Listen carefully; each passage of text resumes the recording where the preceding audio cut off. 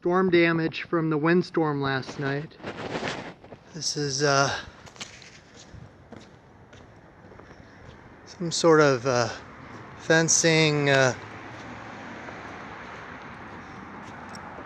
on the back rear of a property in Scottsdale. 87th Terrace and Montecito as the cross streets.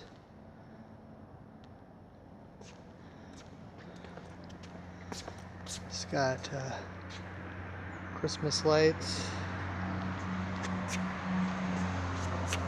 Well, maybe it's patio table furniture. Unknown. It's partially blocking the roadway.